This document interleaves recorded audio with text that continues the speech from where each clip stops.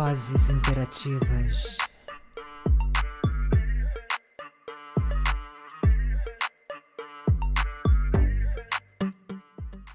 Olá, sejam todos bem-vindos e bem-vindas. Este é o Vozes Interativas, o nosso podcast. Eu sou Ju Azevedo e todas as quintas a gente está aqui entregando conteúdo de qualidade para vocês. Segue a gente lá no Instagram, @VozesInterativasPDC, e se inscreve no canal, dá essa força para o projeto continuar, esse projeto tão lindo. Se inscreve lá e aproveita o ensejo para clicar no sininho e ativar as notificações para você receber informação de vídeos fresquinhos saindo do forno só para você. E deixa eu contar uma novidade.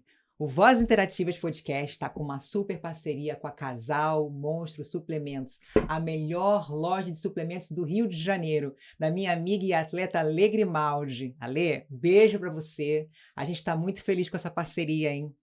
E olha, lá você vai encontrar uma infinidade de suplementos, preços bons que eu garanto, e na compra dos seus suplementos, sabe o que você vai ganhar? Uma consultoria dada diretamente pela atleta Ale Grimaldi. Você vai ficar de fora dessa? Não vai, né? Eles entregam para toda a Grande Rio e enviam para todo o Brasil. O link do WhatsApp a gente vai deixar na descrição do vídeo. Vamos ao convidado do dia? Roda a vinheta, Iago!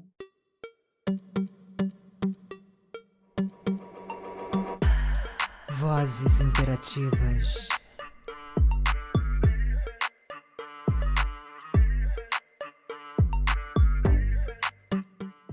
Desde que o homem e a mulher se descobriram como seres pensantes, se viram necessitados de expressar seus pensamentos, suas emoções, seus afetos. Eis que surge a percepção sobre a importância dos sentidos para a comunicação. A música é uma forma de manifestar os sentidos. Sua linguagem é universal. Quem é que não tem aquela música que marca, a música que faz refletir determinadas fases, situações da vida? Todo mundo, quando está alegre, gosta de colocar um som bem alto para liberar bastante endorfina, serotonina, essas substâncias químicas que são responsáveis pelo bem-estar. A música, de uma certa forma, ela atravessa os caminhos da nossa vida. Ela está presente desde a vida intrauterina até a morte. Ela tem um poder milagroso, preventivo e curativo. A música também tem um caráter de representatividade importantíssimo. Quer um exemplo disso? A cantora norte-americana Nina Simone emitia, através daquele vozeirão inconfundível, uma mensagem poderosa contra as desigualdades sociais e em favor do movimento civil negro. O meu convidado de hoje é ator, compositor e cantor.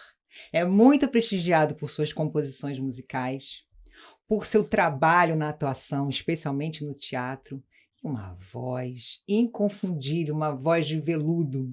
Ele já participou de vários musicais como Elisa Musical, Ópera do Malandro, do Chico Buarque e do saudoso Nelson Rodrigues, O Beijo no Asfalto, entre tantos outros musicais. Ele é filho do cantor, compositor e pianista Ivan Lins e da atriz e cantora Lucinha Lins.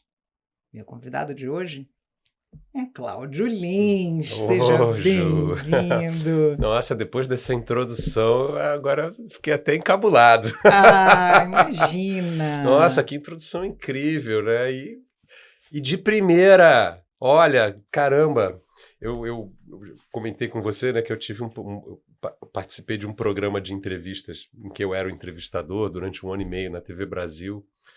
Cara, essas cabeças que a gente chama, né, que são essas introduções, essas apresentações, a gente chama de cabeça. Pô, para acertar de primeira era muito difícil. E na frente do entrevistado, né? Isso que é pior ainda, né? Porque você erra 1, 2, 3 vezes, aí você vai ficando nervoso. Tá o entrevistado ali, sentado na sua frente, esperando. E você não errou. Eu vi você fazendo 2 cabeças agora, assim, pá! Caramba, pá, que legal, parabéns. Obrigada. Isso é o prelúdio de um bom papo que a gente vai ter aqui, vocês fiquem ligados. Com certeza, fiquem ligados. Até o fim, não pula esse vídeo não, hein? Cláudio, a gente começar esse bate-papo, que eu tenho certeza que promete, me diz uma coisa, o que entra na sua vida primeiro? O teatro ou a música? Ou foi concomitante? A música. A música, né? Conta pra mim. Essa relação com a música é uma coisa que existe na minha casa desde que eu nasci, né? Uhum, Porque o meu pai já estava. Na verdade, a minha mãe começa na música também, né? uhum. Ah, sua Então, mãe começou na música. ela começa na música. O meu pai já tinha. Eu sou de 72. O meu pai estoura para o grande público em 1970, né?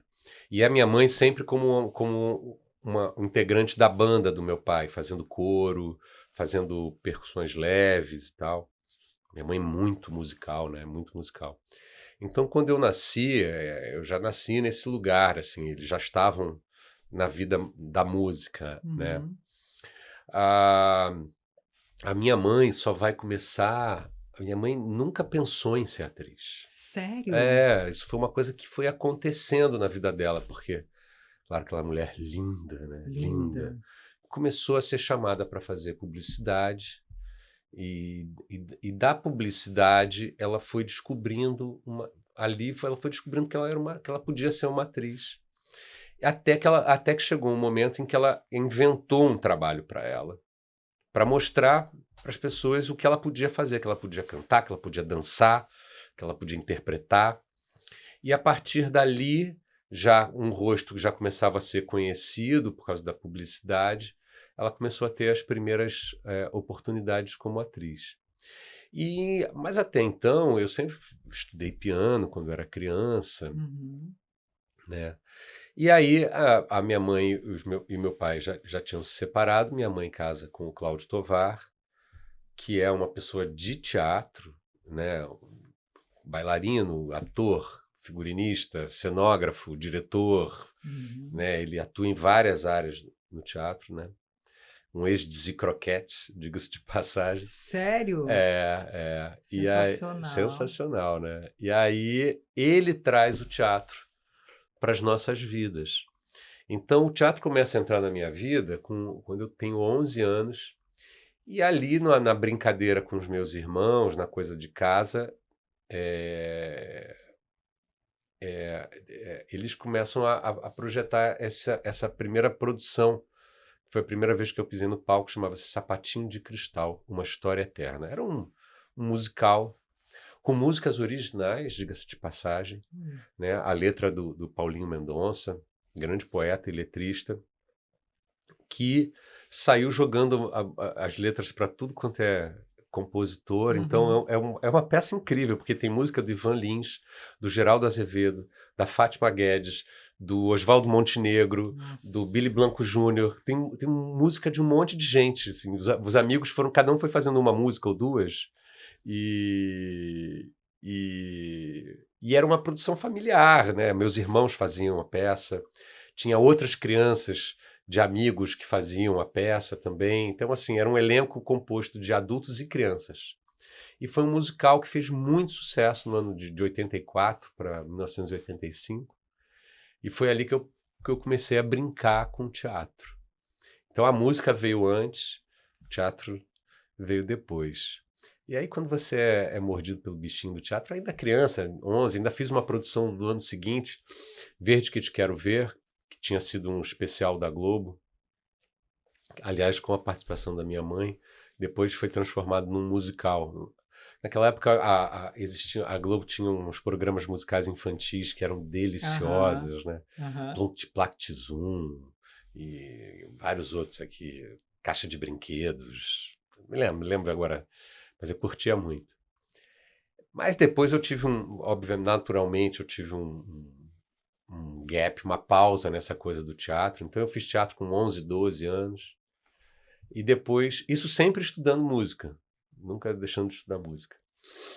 E depois, com 18, 19 anos, não, aí eu ainda tive teatro na escola, ainda fiz, na escola que eu estudava, adolescente, apareceu Aham. uma aula de teatro, eu fui fazer.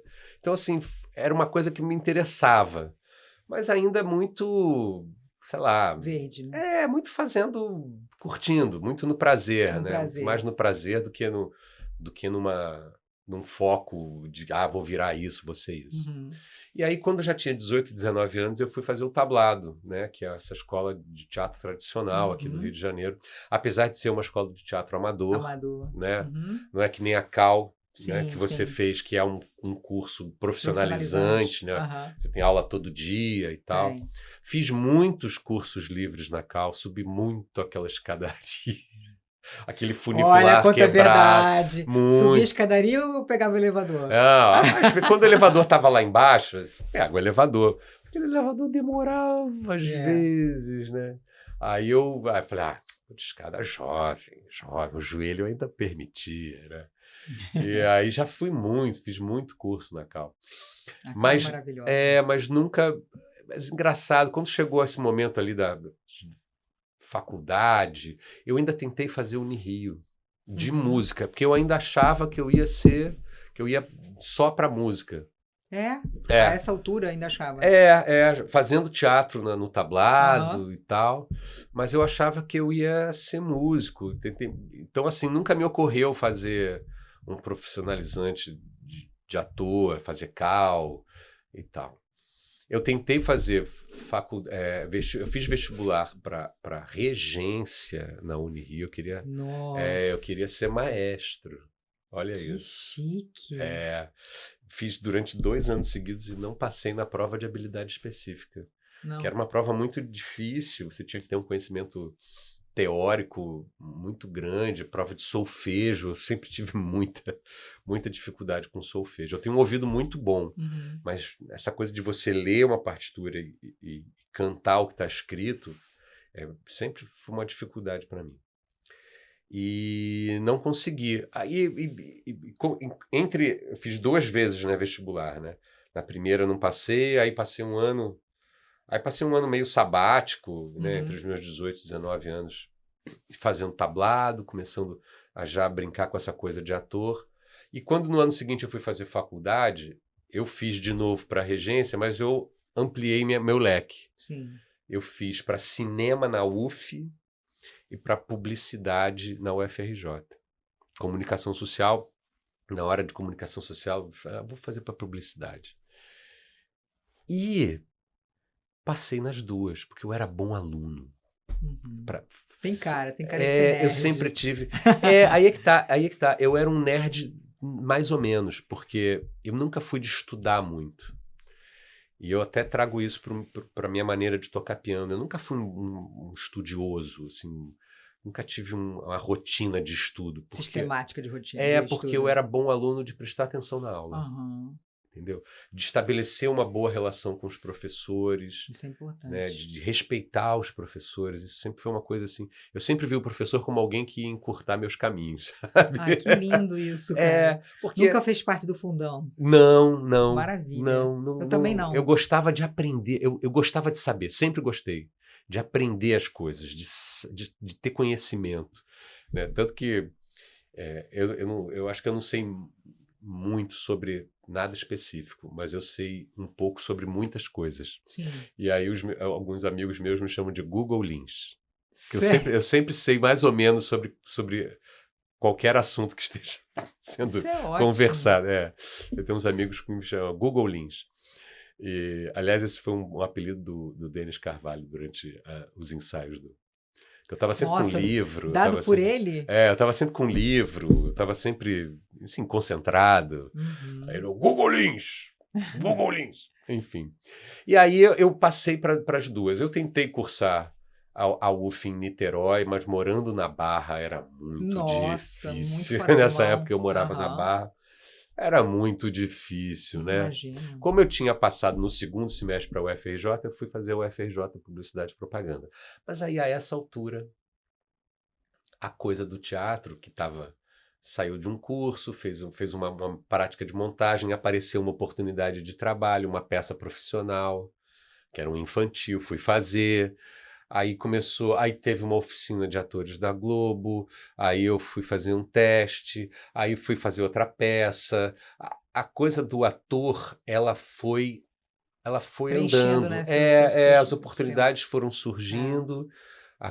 E aí eu fui até uma hora que eu estava no 5º período de publicidade, já me desinteressando, para falar a verdade, porque a primeira parte, o ciclo que a gente chama de ciclo básico da faculdade, né, que era de comunicação social, era muito interessante, né? Realmente estudar sociologia, psicologia, Uhum. filosofia, né, linguística, aquilo tudo para mim foi uma descoberta incrível. Lá pelo quinto período, já eram Entra nas nas específicas, né? específicas de publicidade, É, imagino. propaganda, que eu comecei a ver que não era minha, não me interessava tanto, assim. Até era interessante, né? Até hoje, Mas não até profissionalmente. hoje eu escrevo meus releases. E de Sempre tem técnicas. aprendizados, né? Não, de técnicas que eu aprendi Aham, até em cadeira de jornalismo, né? Escrever o lead, né? aham. Escrever frases curtas, isso facilita a comunicação e não frases muito longas, com muitas vírgulas. Isso Aham, dificulta a comunicação, porque tinha uma hora que a pessoa que está lendo se perde. Então é tentar escrever frases mais curtas. Enfim, algumas técnicas que eu aprendi eu uso claro. até hoje. Mas eu comecei a me desinteressar e me vi, de repente, ensaiando duas peças ao mesmo tempo.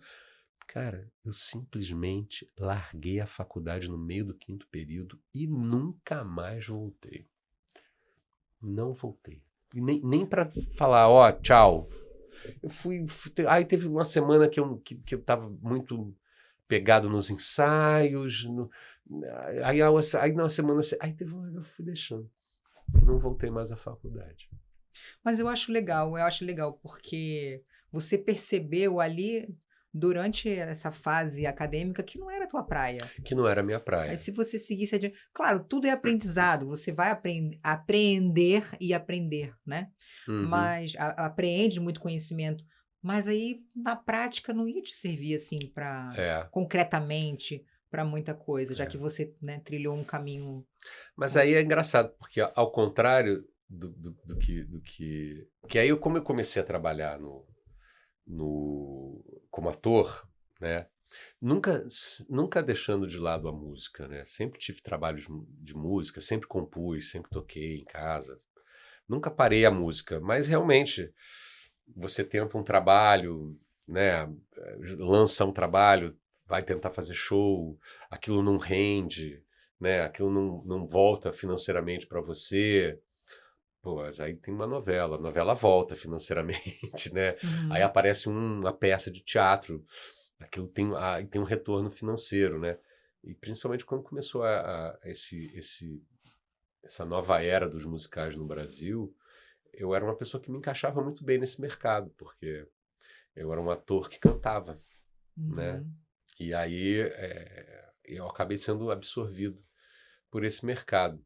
E o teatro sempre teve relação com a música? Ou você já participou Não, de montar? já fiz montagens que não musicais, mas Isso. foram rareando. No início da carreira fazia mais peças Por que não será, hein? musicais. Pois é, mas eu sinto muita falta. É, Eu sinto muita falta de fazer um descolar um teatro. pouco É, da musical. descolar, Ah, talvez, até para. Tem uma coisa também, e eu digo isso para todos os atores, você tem que pensar também, não é só no amor pelo ofício, mas também na logística do ofício, né? Em como sim. tentar se posicionar no mercado e tal. Hoje em dia, eu sou muito visto como ator de musicais. E isso me prejudica no audiovisual, isso eu não sou chamado para fazer peças que não sejam musicais, né? Tenho muito poucas oportunidades nessa área, porque as pessoas olham para mim e acham que eu sou ator de musicais. Então, assim, eu estou agora batalhando para montar. Tem dois textos que eu estou batalhando para montar que não são musicais, Ótimo. né? Que são. São autorais? é, Não, não. Eu até escrevo, mas eu acho que eu nunca escrevi uma peça inteira, não. Eu até gosto de escrever. Escrevo pequenas cenas, escrevo. Uhum. é, A gente tem a ideia, mas desenvolver a ideia é para profissional. Eu tenho ideias de séries, de filmes, eu escrevo os argumentos e tal, mas escrever mesmo texto é um pouco mais difícil. Mas eu sinto saudade de fazer teatro que não seja. Porque o texto. Ligado ao musical. Porque, infelizmente, isso não é uma questão aqui no Brasil, não. A gente vê isso em no universo do teatro musical como um todo. Infelizmente, você tem uma dramaturgia muito pueril às vezes, né? Que não leva. Por isso que quando eu fui fazer o Beijo no Asfalto, quando eu fui musicar o Beijo no Asfalto, né? O Beijo no Asfalto não é musical, né? Não. Quando eu fui musicar, eu falei, bom, a dramaturgia está garantida, né? Porque ali tem uma dramaturgia muito bem estabelecida, né? Muito. Então, Nelson era um gênio, né? Gênio. Eu recomendo para todo mundo, assim, um dos livros mais impressionantes que eu já li na minha vida é Engraçadinha, que não é uma peça, não é um filme. Conto, né? Não, na verdade não, é um livro mesmo, que é impressionante. É uma trama. Eu ainda não li Engraçadinho. Tem que ter. Eu fico muito focada nas peças também. Sim. Que as peças míticas dele são demais, né? Mas eu li. Eu fiz Doroteia. Você fez Doroteia? Fiz a Dona Flávia. Sei. Eu amo Nelson. Nelson é demais. Nelson é demais. Ele tem um livro também de frases. As frases do Nelson? Do Rui Castro? Eu achei isso num sebo, lá na... Como é que é o nome daquela rua ali no centro? Avenida Passos? Pode ser. Ali tem um perto sebo. Perto da Praça Tiradentes. Praça Tiradentes, exatamente. Sim. Achei porque eu estava fazendo uma oficina do Emílio Orciolo Neto sobre Nelson Rodrigues. Sim. E aí ele tava louco por esse livro, uma relíquia isso, né? Eu vou achar. Mas você sabe que esse livro... Aí eu achei. Sabe quando esse livro foi lançado? Que é um livro do Rui É de lá que tem aquela Castro, frase célebre que a unanimidade é burra. Exatamente. E uma frase horrorosa para os dias de hoje do Nelson, né? Aquela frase... toda mulher gosta de apanhar. Quer dizer, só as normais. Não, Nelson. Sinto muito. Mas não dá para julgar. Não dá para julgar. Com os valores de hoje. A cabeça do Nelson. Não, e o Nelson, ele explora um universo onde existe isso. Ele joga a questão, né? Onde existe essa mulher. E isso é a grande beleza, a grande beleza da arte. Ele toca o dedo na ferida. Isso é a grande beleza da arte. Uhum. Porque tudo que a gente fala, tudo que a gente faz, não é verdade. A gente vende como verdade porque a gente trabalha com mágica. Né? Sim. A gente trabalha com a ilusão. A gente trabalha com... O nosso trabalho é pescar o espectador, seja ele de novela, de cinema, de teatro, é pescar o espectador para que ele esqueça de tudo e acredite naquilo que ele está vendo. Seja envolvido por aquilo. Por isso... Que reflita sobre, né? Não está fazendo apologia. Não. E mesmo que esteja fazendo, mesmo que a gente no palco esteja fazendo apologia a qualquer assunto, realmente, eu acredito muito nessa liberdade da arte. Uhum. Tá? Ela vai bater no público como reflexão. Sim. Porque parte da dramaturgia ela está no público.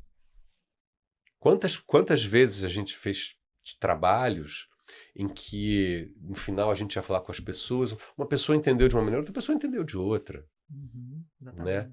Então a liberdade da arte ela é importantíssima para a criação de um senso crítico da plateia. Uhum. Né? E essas frases do Nelson, quando esse livro foi lançado, esse livro do Rui Castro, o Antônio Abujamra, grande diretor, ele tinha, ele fez um evento, ele promoveu, ele tinha um grupo que era o grupo dos Fudidos Privilegiados, né, que continuou depois, inclusive, continuou com João Fonseca, né, como diretor, e ele teve um evento de lançamento desse livro com 70 atores em cena. Cada um vinha, falava uma frase, tudo encenado, isso, um ensaio só. Foi inacreditável, eu participei disso. Caramba!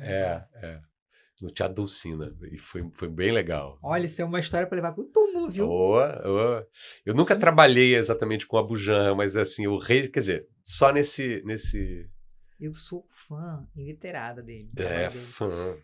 Até hoje eu Até assisto hoje. lá os episódios de provocações. É, Também gosto muito dessa revisitação, essa releitura que o Marcelo Tais faz do Provocações, o Provoca. sim. Mas ele é um mestre, né? Um mestre. Gente, um mestre. As E pessoas aí, sentavam lá assim, pessoas com personalidade forte, pessoas intelectualizadas, mas sentavam sempre um pouco aquele misto assim de paixão com uma certa tensão, né? O que será que vem de pergunta por aí, né? sim. Tanto que no final a célebre frase, a célebre pergunta, o que é a vida? Quando ele não gostava, ele não falava nada, ele simplesmente perguntava novamente, como se ele tivesse perguntado anteriormente. Aham. O que é a vida, fulano? Aí a pessoa, até o Karnal, assim, sabe, repetindo o conceito. E aí tinha gente que você chegava lá e entregava os pontos, eu não sei o que que é. E já vi gente falando também que a vida não é para ser definida, é para ser vivida. Aham. E aí Exatamente. eu sempre fiquei me perguntando, o que será que ele responderia se ele estivesse do outro lado, né? Sim, Do sim. que é a vida. É. Bom, provocando, né? É Provocando. uma provocação. É uma Falar da vida provocação, é, uma, claro. é um conceito, assim, muito grande, né? Uhum. Sem dúvida. O que é a vida? O que é a vida? Ai, a vida para mim são esses pequenos momentos que a gente vive, é estar aqui respirando, sabe? Poder trocar uma ideia interessante com o meu convidado, com a minha convidada, é fazer o que a gente gosta, é praticar atividade física, que para mim isso é fundamental, eu preciso, para mim Uhum. isso é vida. Sim. Eu não vivo sem atividade física. E super respeito quem vive no sedentarismo. Eu fico um pouco assim, né? Porque eu acho que tem que ter um pouco de atividade física na vida, sabe? Até Aham. para a gente poder ter mais autonomia no futuro, autonomia funcional, né? Sim. Poder ir no banheiro, né? Com independência. Eu penso muito nessas coisas também. E eu acho que o lance da estética é a cereja do bolo. Eu penso mais na qualidade de vida. Sim, Para sim. mim, eu acho que o conceito de vida é muito subjetivo. Eu acho que vai muito dos seus valores, da sua criação, né? Vida para você, com certeza, tem música, tem muita música envolvida, né? É, eu vejo a vida de uma maneira muito simples. Eu sou. Fala aí, o que que é a vida para É você? O muito que que é a vida para simples. Só você, existe. Cláudio Lins? A vida é tentar ser feliz. A vida é tentar ter uma boa vida. Não existe mais nada. Eu fico, sei lá, não julgo quem acredita no que quer que seja. Mas eu acho que a vida é muito mais simples, é muito mais terrena, sabe? A Ela gente complica, né? buscando o sentido da vida. Só existe um sentido real da vida: é ser feliz. É chegar ao final da vida, olhar para trás e falar: eu tive uma boa vida, fiz por merecer ter uma boa vida. É isso que todo mundo busca, né? Quem é que não busca a felicidade? Mesmo os vilões, mesmo as pessoas más, elas buscam isso, a serotonina, né? Serotonina, Serotonina, dopamina, a dopamina. ocitocina. É isso que a gente quer. A gente quer viver nesse lugar do prazer. É o que todo mundo quer, né? Agora, Embora a gente saiba da importância dos percalços, né? claro, Pro mas o prazer, aprendizado. o prazer ele é o merecimento. Qual é o grande perigo? O grande perigo das drogas? Ou dos vícios? Você. Eu vou ampliar até um pouco Aham. mais, porque você pode ter os vícios. É você atingir esse lugar do Do prazer prazer, né? sem o esforço, sem o merecimento, Exatamente. sem ter batalhado por ele, né? Esse é que é o grande perigo dos vícios, É verdade. né? Então, você... Não é à toa que eles são chamados de falsos amigos, É né? claro, Porque eles realmente têm são lobos na pele de ovelhinha, né? claro, Chega pra você assim, pô, me usa aí, porque aí você vai entrar numa onda, você vai relaxar, você vai claro. rir pra caramba, né, a depender da droga que for. Mas acho Que- que a é, vício do prazer, né? Quer ver uma coisa que eu vejo no meu dia a dia e, na verdade, você levar esses conceitos para as crianças, Uhum. isso tudo vem à tona. Se eu for numa, sei lá, numa doceria e comprar um bolo delicioso, aquele bolo é delicioso, uma delícia. Mas quando eu pego o meu filho e a gente faz um bolo juntos, que fica bem meia bomba, Eu vi você falando do bolo de banana. pois é, fica bem meia bomba o bolo, É. o prazer do meu filho é muito maior. O prazer dele em comer aquele bolo, aquele cookie, isso é uma coisa que a gente gosta de fazer, assim, Que de ir para a legal. cozinha às vezes e cozinhar. E fazer coisas gostosas. E eu tento sempre, nessas horas, usar elementos naturais, né? Sim. Açúcar mascavo, em vez de açúcar refinado, Uhum. para fazer um negócio que seja gostoso. É claro que se a gente botar o meu bolo e o bolo da doceria, o meu bolo é um cocô, entendeu?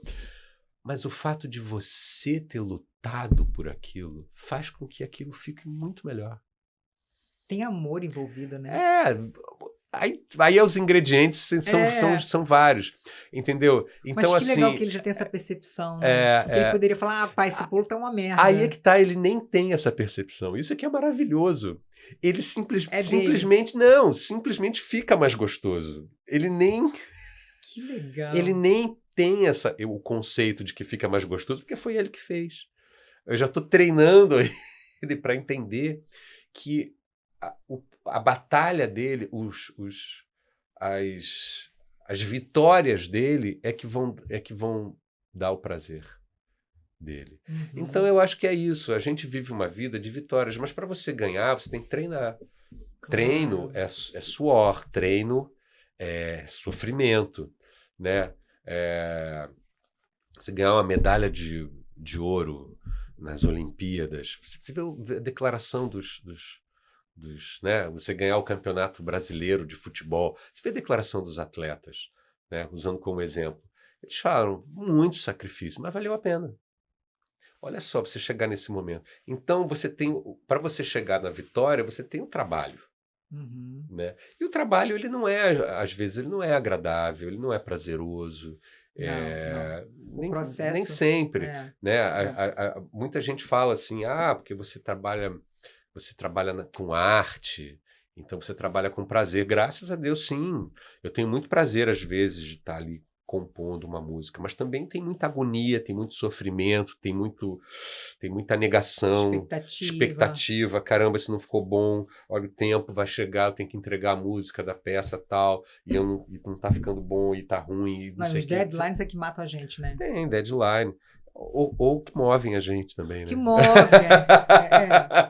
Também tem isso, tem né? Isso também. Eu trabalho super bem sob pressão, por exemplo. Isso é ótimo. Porque eu sou preguiçoso, não tem meta, não tem data, não tem... Aí você vai relaxando, não sei o quê, aí tá passando um joguinho de futebol, você fala, deixa eu ver esse joguinho aqui, isso aqui não tem meta, não tem... Posso entregar amanhã, mas posso entregar depois da manhã também, mas posso entregar semana que vem. Aí você tem uma meta, aí você... E aí, quando ficar pronto, vale a pena. Quando ficar pronto, você fala, caraca, valeu a pena. Então, assim, a vida para mim é isso. É você proporcionar esses momentos de prazer, é a sua corrida, é a sua ginástica, é o seu... Que tem prazer, mas o prazer da ginástica, geralmente, ele é o pós-ginástica, né? Ele é o resultado da ginástica, que é o seu bem-estar, né? Que é a sua estética também, isso também faz parte. Mas, assim, mas é o seu bem-estar, né? Eu tenho uma amiga, que é minha produtora, Maria Braga, Maria está com 74, 75.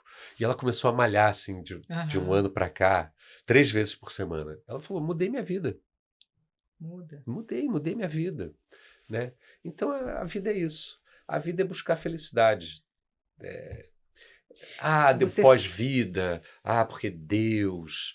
Porque a vida seguinte. Você acha que se perde o que a gente vive aqui? Eu confesso Não fica pensando no que tem do outro lado, né? Eu acredito muito na coisa das energias. Eu não acredito no outro lado, sinceramente.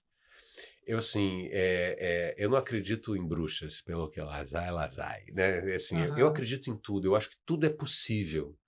Eu só não dedico meu tempo a tentar entender esse pós ou esse depois, porque eu não vou estar lá, eu tô aqui. Sim. Entendeu? É muito mais, para mim é muito mais significativo me concentrar no aqui, nessa vida, nesse momento, nesse dia. Faz muito mais sentido para mim. Até em fases da vida, em acontecimentos da vida, quando você está projetando demais, você deixa de viver aqui, né? Aqui na vida a gente experimenta isso, de ficar o tempo todo com a cabeça lá no futuro e deixa de viver o aqui e agora. Aí você não tá lá e nem tá aqui. É, Tá num limbo da coisa, sabe? exatamente. Aí não aproveita.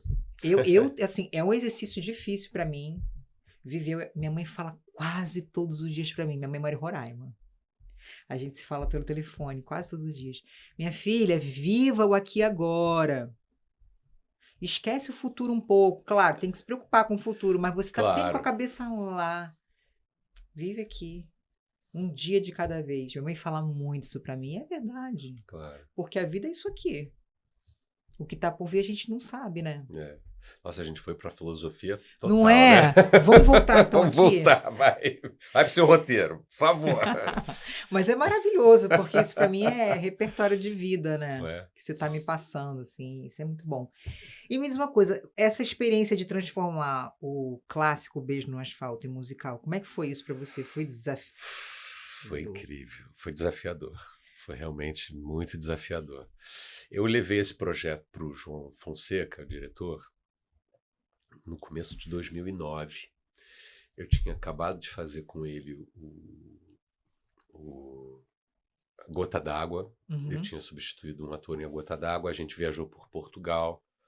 Eu estava absolutamente apaixonado pelo João, que eu já era apaixonado, mas pela primeira vez a gente realmente trabalhou junto. E eu eu sabia dessa ligação do João com o Nelson, já tinha visto trabalhos do João em cima da obra do Nelson Rodrigues, e o Beijo, para mim, é o ápice do Nelson, né? É a peça dele que eu mais gosto, que eu mais me É identifico. incrível mesmo, Né? texto incrível. E aí levei para o João esse projeto da gente montar o Beijo no Asfalto. No final desse encontro, o João, e ele não lembra disso, por isso que a gente até hoje não sabe de onde veio essa ideia de transformar o Beijo no Asfalto num musical. Não. Ele falou, e se fosse um musical? Na hora, eu acho até que ele não se referia ao beijo. Ele falou, de repente não é o beijo, de repente pode ser uma outra peça, pode ser Boca de Ouro, por exemplo. Uhum.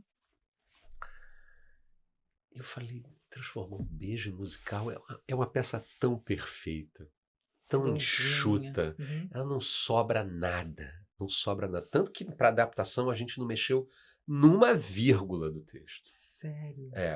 Não mexemos em É nada. até um pecado mexer, né? É um texto pecado mexer. Para dizer que não mexemos em nada, eu me lembro que a gente tirou lá, realmente tinha uma passagem assim, que tinha 2 ou 3 frases que ficavam, ai, tá difícil de encaixar isso aqui com a música e tal. Uhum. A gente tirou, mas foi só isso. Um diálogo do Arandir com a Selminha. Foi só isso que a gente mudou. Não mudamos nada, nada. Pelo menos do ponto de vista do texto mesmo, porque na verdade na adaptação eu tive essa ideia e funcionou muito bem, o João também gostou muito, de começar a peça pelo final. Uhum. A gente começa a peça pela última cena da peça. Que na verdade a gente faz um trailer da última Isso é cena da ótimo. peça e que o público já sabe que o Arandir levou um tiro. E aí, com isso, a gente tem uma espécie de fantasma do Arandir que vai acompanhar a história dele até essa última cena em que ele efetivamente morre. Caramba, isso é muito Nelson. Mas isso não tem no Nelson.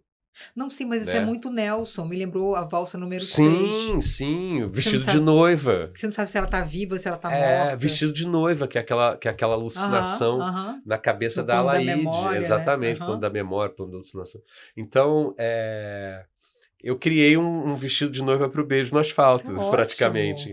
ótimo. É como se, naqueles segundos antes de morrer, o Arandir revisitasse a história dele para entender como é que que isso tudo aconteceu.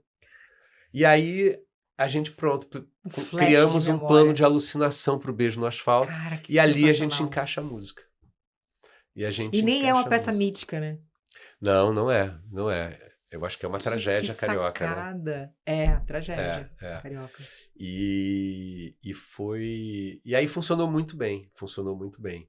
E aí tinha esse grande desafio de como é que você encaixa músicas, né? Uhum. E aí, porque assim, podia ficar ruim, né? Podia ficar ruim.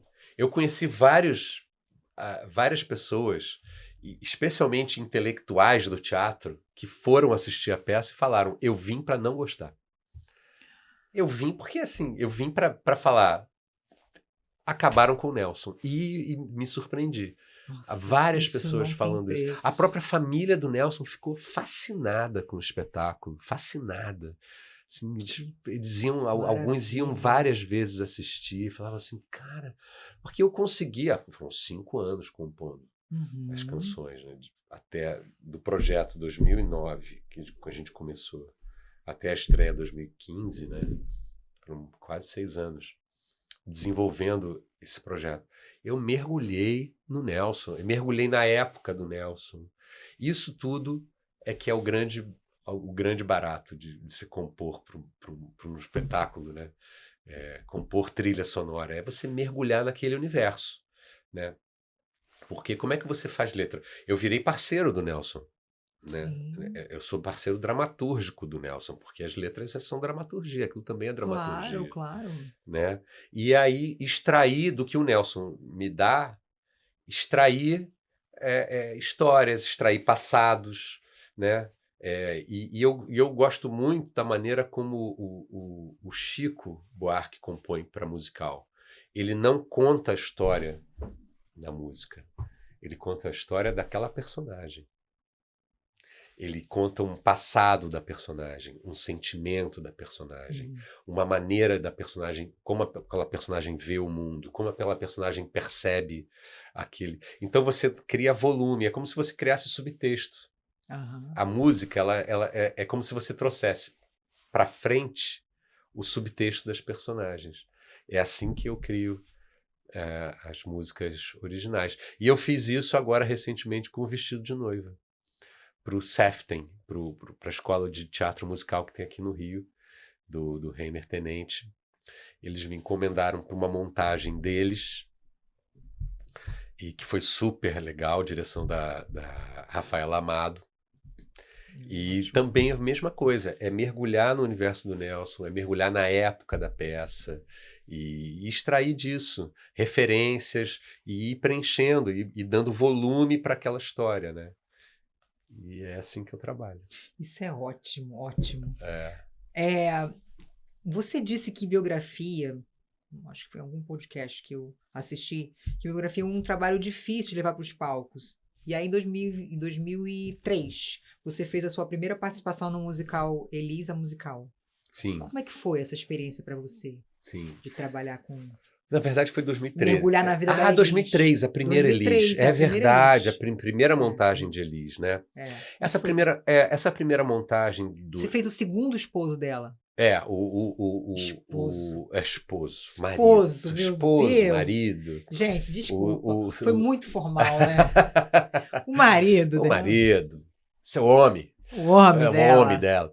O César Camargo Mariano. Desculpa, Elise. Nossa, eu fui muito formal. É, César Camargo Mariano. Aliás, o nome do seu filho é É Mariano. Mariano. Tem É. relação. Não, por acaso o meu sogro também se chamava Mariano.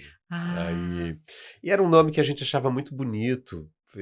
Foi por acaso mesmo, por acaso. a minha irmã se chama Mariana, a versão feminina. Olha só. Que é mais comum, né? Mariano a gente também pensou que para o nosso filho ter um nome que não fosse comum.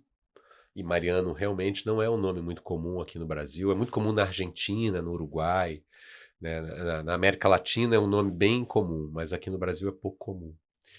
Mas Mas é também lindo. mas também que não fosse um nome exótico, né? A gente não vou botar ele numa situação de um nome que pode ser, né? pode virar um bullying, né? Ou alguma coisa assim. Uhum. E aí a gente ainda já tinha essa referência do meu sogro, a gente achou bonito. Mas o Elis, o que eu acho que é a grande dificuldade de você levar uma biografia para o palco é que aquela pessoa, aquele artista, e a gente está falando, na verdade, de biografias de artistas, né? Uhum. Pode ter tido uma grande carreira, mas do ponto de vista dramatúrgico, uma vida muito normal, muito comum. É muito difícil tirar uma dramaturgia de, de uma vida comum, né? Porque uma boa dramaturgia, ela envolve obstáculos, né, que você precisa enfrentar, dramas pessoais, né, problemas, Os conflitos, questões, né? conflitos, exatamente. Para criar o arco, né, dramático, a Exatamente. curva dramática. Aham, E tô aí, às entendendo. vezes, é difícil você extrair conflito de uma pessoa que teve uma carreira bem-sucedida. Conflito Uhum. que teve, a pessoa se deu super bem na vida, foi Não, mas tudo ela teve bem. Pois muitos. é, no caso, a Elis realmente teve uma vida recheada de conflitos. Então, tirar uma dramaturgia da vida da Elis nem é tão difícil assim. É, foi maravilhoso, né, mergulhar no universo da vida da Elis, né? Essa primeira montagem, que tinha a direção do Diogo Vilela, Uhum. foi uma montagem. Eu entrei como substituindo um ator. Então eu não participei do processo, eu entrei já, a peça já estava em cartaz, né? Quando ela foi para São Paulo, o ator que fazia, que era o Nelsinho Freitas, ele não podia fazer a temporada de São Paulo e eu substituí ele.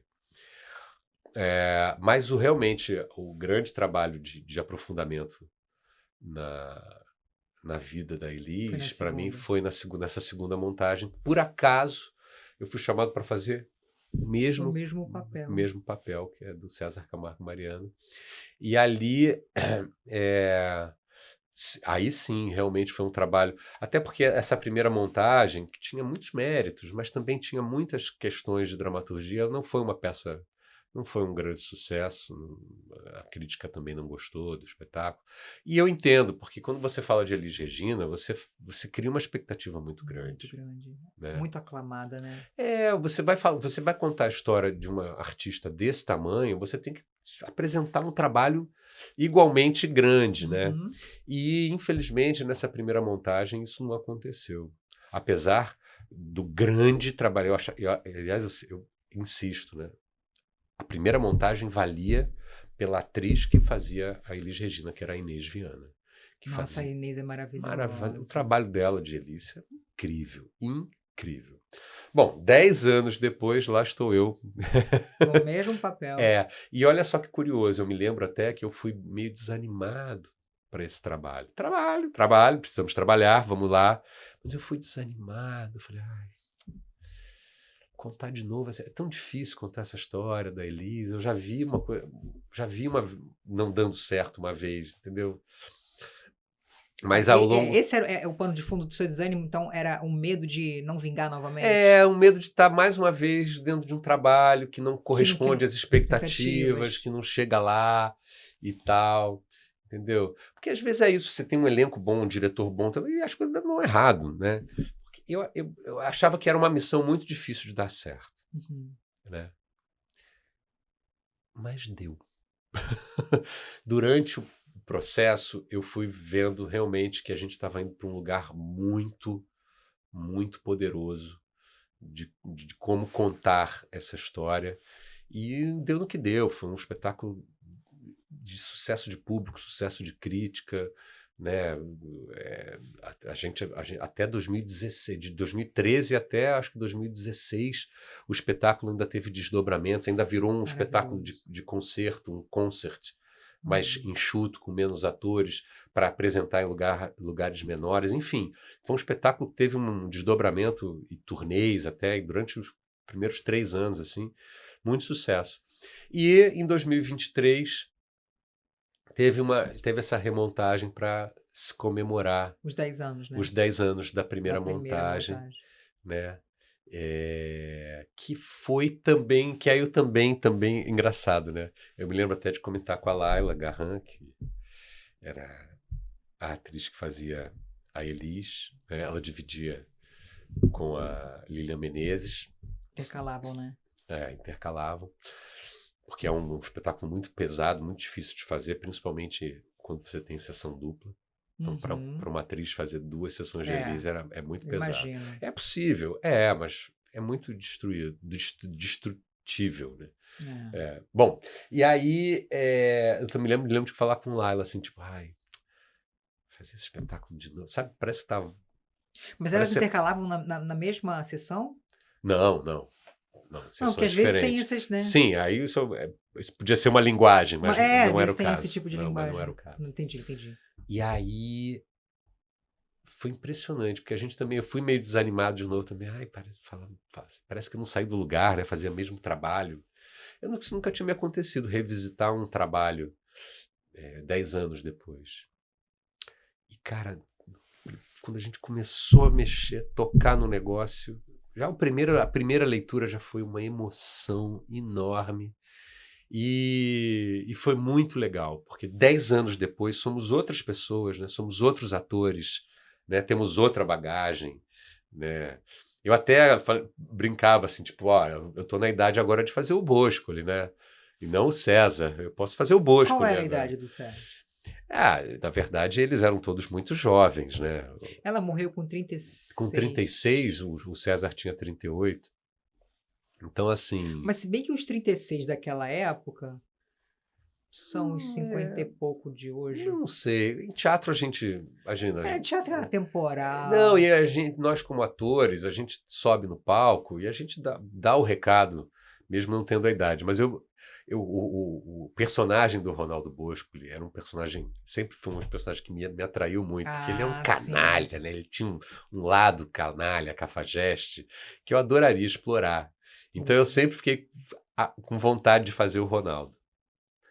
Mas acabou que eu fiquei com o César e foi ótimo ter refeito o César, porque eu tive a oportunidade de trazer para o César de 2023, né, uma outra abordagem, Uhum. um outro olhar, sabe, um outro amor, um outro carinho. Eu e Laila e Lilian, a gente conseguiu estabelecer laços desse casal diferentes, mais profundos. Então foi assim, foi uma experiência que vai voltar, inclusive. Foi tão legal essa experiência Isso é que no ótimo. segundo semestre agora de 2024 estaremos de novo juntos. Que bom. Agora, eu queria te fazer uma pergunta. Assim, é um tema um pouquinho inflamado. Vamos lá. Vamos falar um pouquinho sobre etarismo? Vamos. A gente sabe que o teatro é transtemporal e no teatro tudo é possível, né? Eu acho que o etarismo recai mais sobre o audiovisual, Sim, né? sim, Mas eu assisti uma entrevista sua, onde você até então não sabia que iria fazer o mesmo papel nessa edição especial, né? Você sim. falou exatamente isso que você acabou de me falar aqui, né? Que talvez você estivesse na plateia ou, quem sabe, fazendo o... Qual era o outro? O Ronaldo, O Ronaldo Ronaldo, Boscoli, o Ronaldo Bosco. Você fez o mesmo papel, é teatro, a gente sabe que tem né, uma realidade diferente do audiovisual. Mas Sim. você acha que o etarismo, de um modo geral, seja no Brasil, no exterior, você acha que ele recai mais sobre a atriz, a mulher? Com certeza. Com certeza. Mas você sofre isso também, de uma certa forma? Sim, sim, sim. Eu acho que a questão do etarismo, ela bom, eu acho que a gente tem que tomar cuidado quando abordar essa questão, porque se a gente olhar historicamente para o mercado do audiovisual, a gente vai ver muito que o protagonista é o jovem. Isso é histórico, isso não é uma coisa de agora. Isso é histórico, né? O casal de protagonistas, né? O cinema, se a gente vê no cinema americano, tem um glamour, eles são lindos, né? Você ficando mais velho, a beleza vai indo para outro lugar, normal, né? E o audiovisual, ele tem essa busca, não todas as linguagens do audiovisual, mas assim, eu estou falando de uma maneira bem geral, ele tem uma busca pela beleza, pelo glamour, né, e tal. Então, isso tem que ser colocado para não achar que tudo é etarismo. Sim, sim. Entendeu? Mas você não acha que você não acha que ele está um pouco mais exacerbado? Porque, por exemplo, você pega as novelas, você toma como base as novelas do Maneco. Sim. A Helena não era tão É verdade. novinha. Sim. Né? Não, eu tô falando. Isso é só um exemplo que eu tô te dando. Claro. Mas eu acho que isso se acentuou isso se acentuou. Mas isso se acentuou também porque a maneira como se consome arte, e em especial música, audiovisual, ela mudou muito, né? E ela foi para esse lugar da internet, que é um lugar onde um grande consumidor da internet é o consumidor jovem, né? E a gente ainda teve a pandemia, que acentuou essa questão, né? Nós, mais velhos, e os mais velhos ainda, se voltaram até para a internet como uma necessidade, né? Mas eu não estou vendo ninguém mais fazendo live na internet, né? Show live. Isso foi uma necessidade. Eu fiz uma peça online. Sim, peça, teatro online e tal. Isso foi uma necessidade. A gente não tinha para onde correr. Mas assim, as pessoas não querem viver na internet. Principalmente as pessoas de 40 anos para cima, 50 anos para cima, que conheceram a vida de uma outra forma. Então, assim, é quase como se a gente, com 50 anos, eu estou com 51, falar assim, olhar pro carrinho né, o carrinho de rolimã, e falar assim, não, né, não vou andar nisso. Já andei, já curti, já foi legal. Olhar para esse universo da internet é meio que olhar e falar assim, tá, legal. Então, isso é bobo, porque assim, a gente viveu uma vida fora da internet. E a gente sabe qual é o prazer de viver a vida fora da internet. E aí, a vida dentro da internet, ela não faz muito sentido, né? Ficar jogando videogame. Mas, na verdade, isso é um pouco paradoxal, né? A gente sabe do prazer que é viver fora da internet, mas se a gente fica em algum momento sem conexão com a internet, parece que falta mas veja bem, membro do corpo. Eu concordo com você. Né? É claro que a internet trouxe várias possibilidades, várias utilidades, né, de conexão, de comunicação. É lógico isso. O que eu percebo é que existe um desequilíbrio, né?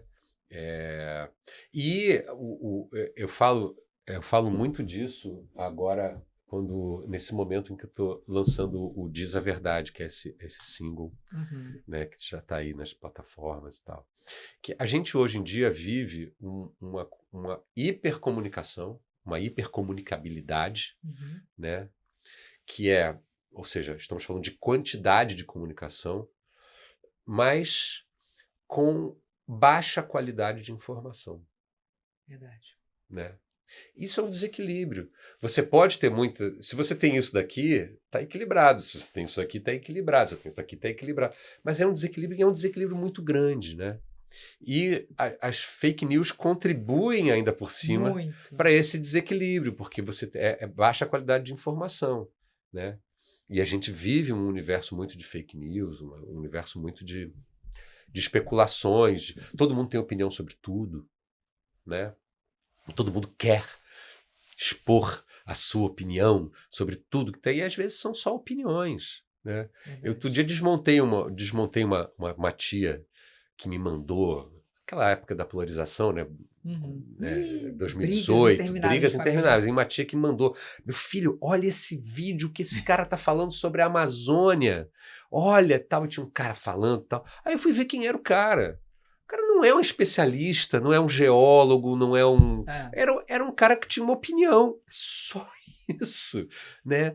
E aí as opiniões, elas viraram verdades. Não, e os tratamentos curativos para Covid? E olha, cheio de fake news assim absurdas. e quando você vai para a área de perigosos saúde, para a saúde. exatamente, quando você vai para a área de saúde, então, porque aí assim, sabe quem só tem uma classe social ou uma classe profissional que tem todo o direito de usar e abusar de fake news? São os artistas. Uhum. Porque a gente faz fake news e a gente diz é fake news. Isso é um filme. Isso é uma novela. Isso é uma peça de teatro. Se você achar que isso é uma verdade, você é um idiota. Você pode ser envolvido nessa verdade enquanto você está assistindo e falar e aquilo te tocar. Você saiu do teatro, você saiu do cinema, você desligou a televisão, aquilo não é verdade. Mas aí vai o cara dar um soco no vilão no meio da rua. Não, exatamente. Né? Não, e as pessoas... quando você entra nas redes sociais e tem as pessoas falando daquilo, não sei o quê, porque é isso, porque é a cloroquina e bababá. Uhum. Peraí, onde é que tá escrito que... mas isso é mentira, viu? Não, as pessoas falam como verdade. Então, hoje em dia, a gente tem esse desequilíbrio mesmo. A ivermectina também era outra. Era uma discussão extremamente acalorada, cheia de fake news em torno. Fake news. E aí, quando a gente está... Não é, às vezes até não é fake news no sentido de eu quero que as pessoas morram com isso. Não, é que assim, tá longe de estar aprovado pela ciência, sabe? Isso ainda não tem comprovação científica. E as pessoas acham que estão ajudando. E às vezes a pessoa está difundindo porque você, né, foi levado a acreditar que aquilo ali funcionava. Não, e isso. Você não está fazendo para prejudicar ninguém. Exatamente. Aí você tem um meio de hipercomunicabilidade, né? Onde todo mundo fala com todo mundo. Lei. Um território sem lei, onde todo mundo dá a sua opinião. E aí você, se você é um pouquinho ingênuo ou se você está desatento, você acredita, você embarca, né? E é isso. E aí, tô falando disso porque a gente começou a falar do etarismo, né?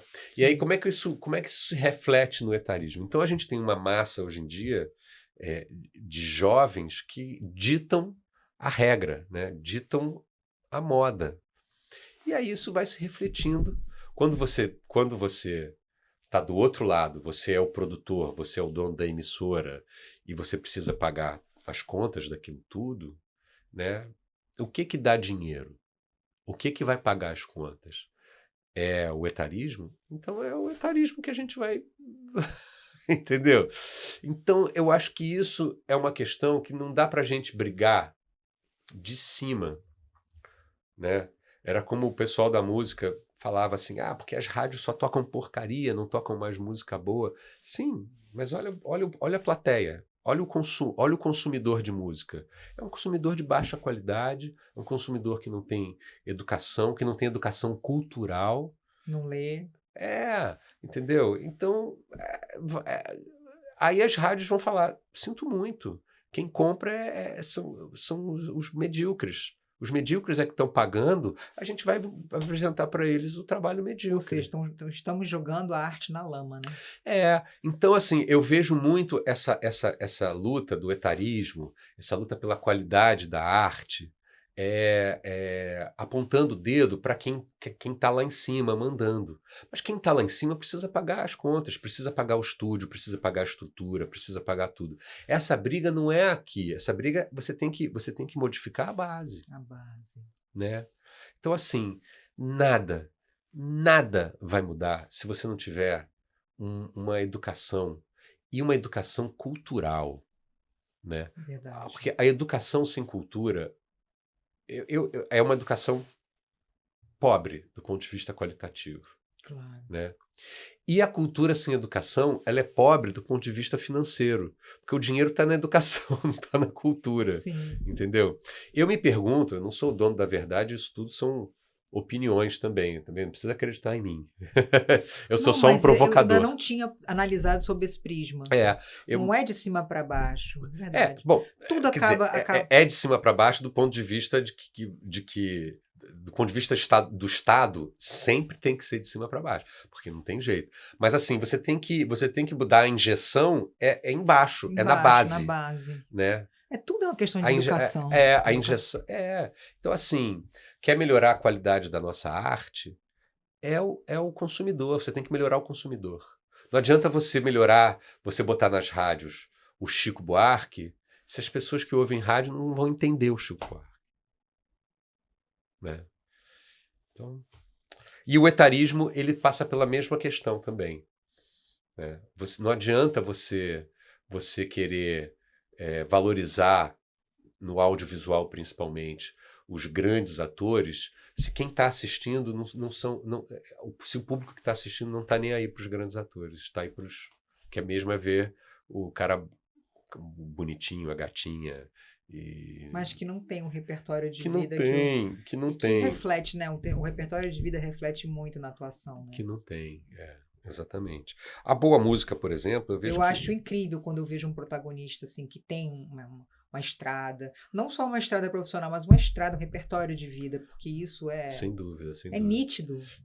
Então, assim, sempre teve realmente esse desequilíbrio. A classe artística, os atores vão envelhecendo e vai afunilando mesmo o rol de papéis.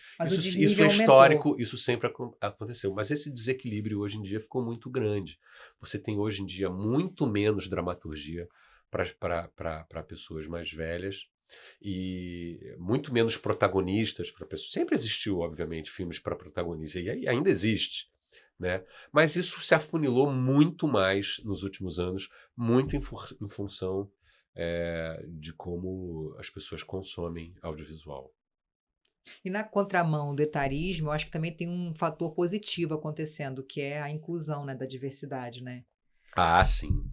Isso é importantíssimo. Sem dúvida. Você, inclusive, fez, acho que foi em 2015, você fez o par romântico homoafetivo com o ator Marcelo Melo Júnior. Sim, exatamente, em Babilônia. Em Babilônia. Como que foi essa experiência para você? Porque é um papel de alta representatividade, né? Sim. Como foi para você essa responsabilidade? Foi um presente, né? Presente, né? Presente. Nossa Senhora. E ele também é um ótimo ator, né? Ótimo. E a gente se deu muito bem, né? A gente conseguiu estabelecer uma química. E olha que curioso, né? A Babilônia sofreu muito com o moralismo, né? Porque eles arriscaram, né? O público que consome novela é um público conservador, né? Se não me engano, as primeiras cenas já foram bem o final do primeiro episódio tinha um beijo na boca da Fernanda Montenegro com a Natália Timber. E aquilo foi chocante para esse público conservador, e a novela entrou nesse buraco do moralismo, do pode, não pode e tal. E aí eu fiquei muito satisfeito, eu acho que também a direção da novela, quando eu entro já lá praticamente no meio da novela, e eles voltam a alimentar uma história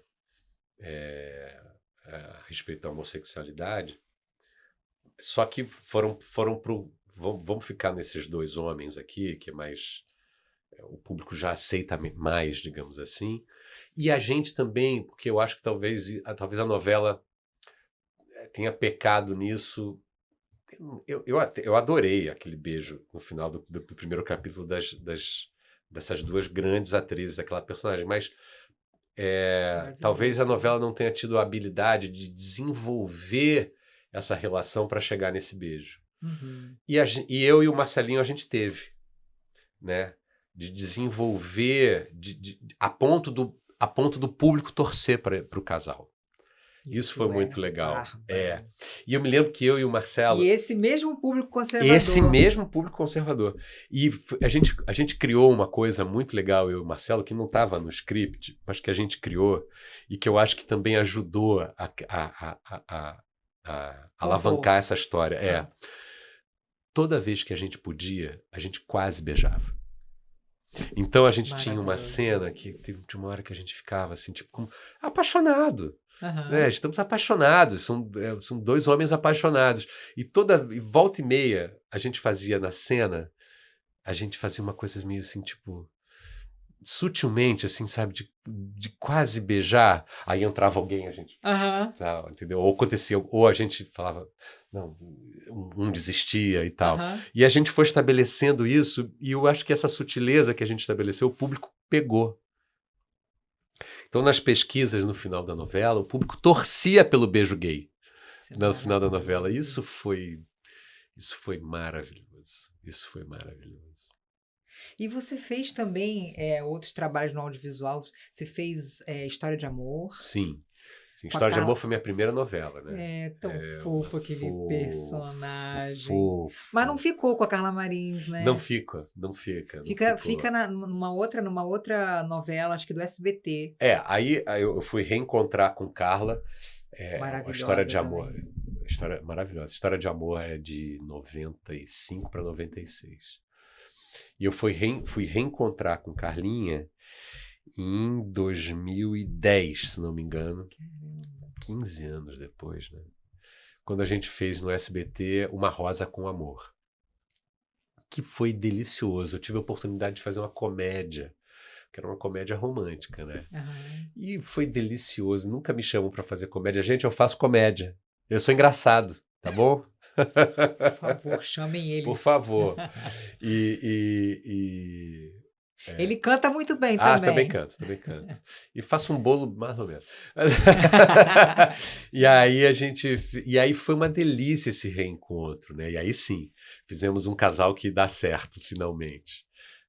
Foi a sua primeira novela, História de Amor? História de Amor foi minha primeira novela. E olha que eu dei sorte, né? Foi um mega sucesso. Um mega sucesso. Apesar de ser uma novela do horário das 6. Foi uma novela das 6. Tanto que eu não sei por que motivos, o Maneco, como autor, ele estava meio na geladeira na Globo. Pecado. Depois de algumas novelas das 8, eu não sei se ele teve algum fracasso no horário das 8, ou se foi uma questão interna, e relegaram ele para o horário das 6. E aí ele fez 2 ou 3 novelas ali, ficou ali preso no horário das 6, sem conseguir sair do horário das 6. Mas é atípico, né? Ele Pois é. Novela das 6. E diga-se de passagem, é bom lembrar, hein? Maneco é um dos fundadores da televisão brasileira. O Fantástico era a direção do Maneco. Primeiro. Sério? Ele foi um dos criadores do Fantástico. Então, mas assim, é porque ele é fantástico. Porque ele é fantástico, exatamente. E aí, História de Amor foi um sucesso tão grande que ele voltou para o horário das 8. Ele nem passou pelo horário das 7. Não. Ele já foi alavancado para o horário das 8. E as novelas seguintes dele, até ele se aposentar como autor, foram todas novelas do horário das 8. Com muitos méritos, diga-se de passagem. Sim. E História de Amor foi um grande sucesso em Portugal também. E a ponto de eu ser convidado para fazer uma novela em Portugal. Ah, uma novela. Mas também teve alguma relação, a Ópera do Malandro também foi lá em Portugal, não foi? Bom, a Ópera do Malandro teve 2 turnês em Portugal. Mas também a gente desenvolve mais para frente. Tá. Não, que também foi legal, porque aí essa altura eu já tinha feito... um trabalho daqui. Sim. No Ópera do Malandro, a gente já pode até entrar nessa, que é interessante, porque a Ópera do Malandro, eu fazia um dos malandros. Eu não era o Max Overseas, né, que é o malandro principal. Quem era um grande ator, Alexandre Schumacher. Eu era o sub dele. Né? Quando teve a primeira turnê por Portugal, eu não pude ir, eu estava fazendo uma novela. Sim. E não pude ir. E aí, quando teve a segunda turnê para Portugal, ele não podia ir. E aí eu assumi o Max nessa turnê de Portugal, que foi, nossa, belíssima. Mas aí foi isso, História de Amor, minha primeira novela. E aí foi reprisada em 2002. E foi sucesso também. Foi. Sempre que ela é reprisada, ela é um grande sucesso. Vale a pena ver de novo. Agora no canal Viva, né? Ela é sempre... É uma chocolate com pimenta, né? Ela é é um coringazinho da Globo, né? Aquela novela. Sempre, sei lá, acho que... A sua mãe fez A Viagem. A Viagem. Sim. Já foi reprisado algumas vezes, Também né? é um grande Sucesso. sucesso. Também é um grande sucesso. Inclusive, eu a vi Eu num acho até que vai podcast. voltar agora, assim.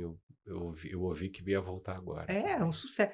Eu a vi num podcast onde ela disse que a partir dessa personagem que ela fez em A Viagem, ela ganhou mais de 20 fã-clubes no Brasil Olha isso. Você com vê. essa personagem. Um trabalho belíssimo. Um dos grandes trabalhos da minha mãe em televisão. Sim, mas ela é maravilhosa. É.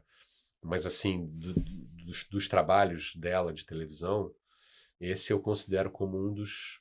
Emblemáticos. Ela estava realmente iluminada nesse trabalho, assim, com muita...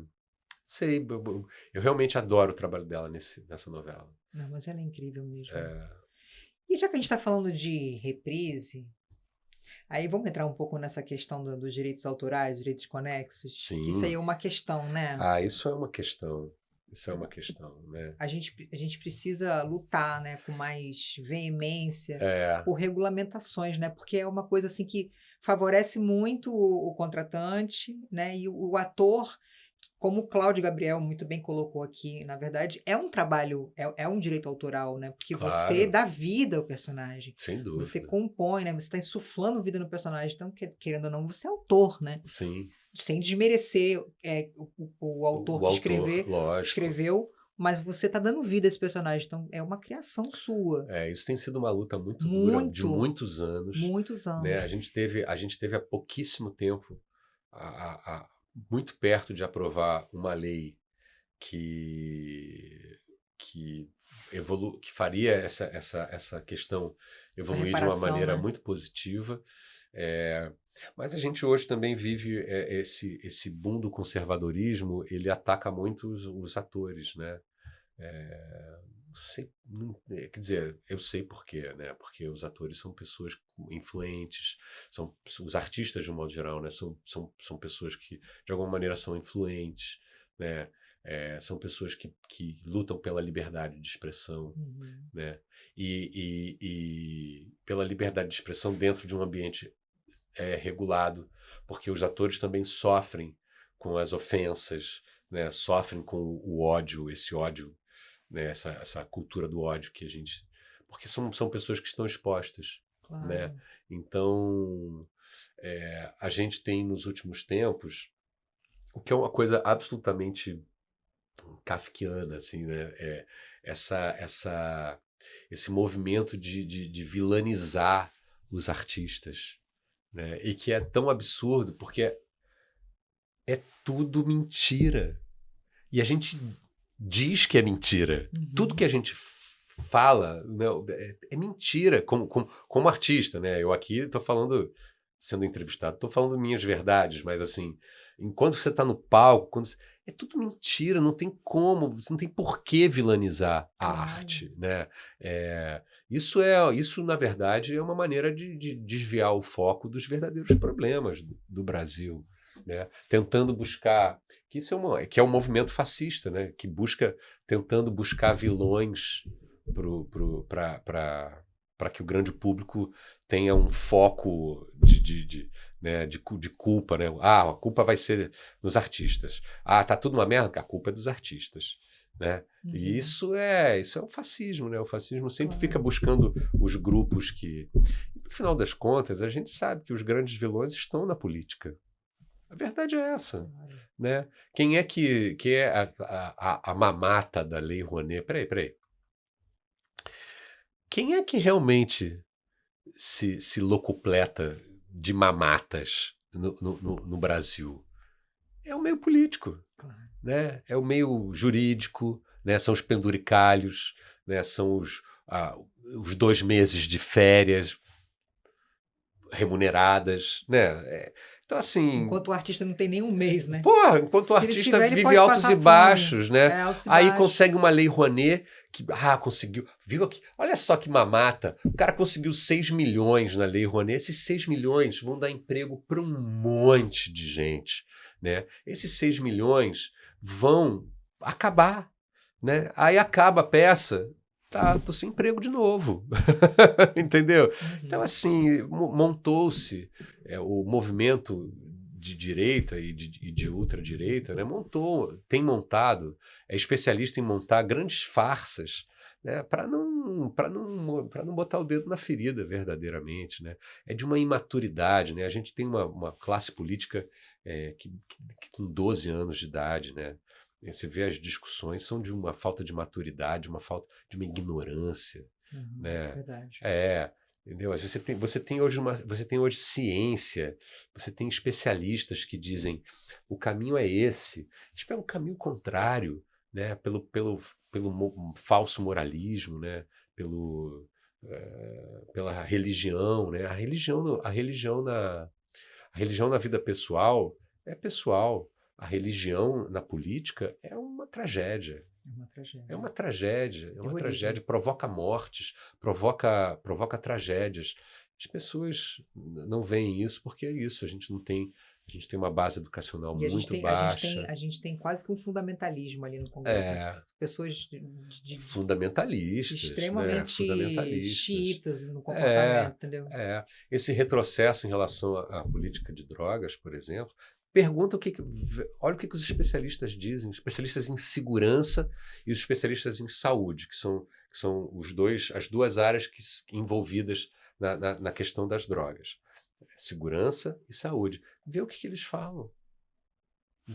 Ouve o que eles falam, porque a gente tem que seguir o que os especialistas falam, né? E às vezes eu fico me perguntando assim, até onde vale a pena essa democracia desequilibrada, onde a pessoa é eleita e ela tem muito mais poder do que que lutamos tanto, né, para se estabelecer, né? Não, mas aí assim, aí você tem uma pessoa que é eleita e ela tem mais poder do que uma pessoa que estudou aquele assunto. Isso não faz o menor sentido, né? Então, dizer que, mais uma vez, a gente vive desequilíbrios, né? A gente tem um corpo político que é eleito, que é importantíssimo, porque eles são a voz do povo, são as pessoas que são postas lá para representar as demandas do povo, mas ela não pode ter mais poder do que o corpo técnico, que é quem estudou, que é quem sabe do assunto, né? E existe esse desequilíbrio também, né? E é por isso que a gente vê tanta brecha nas leis, né? Tantas lacunas. A democracia ela precisa evoluir nesse sentido, de estabelecer esse equilíbrio entre o corpo técnico e o corpo eleito. Exatamente. Enfim, vote em mim. Você pensa? Não, já penso. Penso, mas não tenho coragem.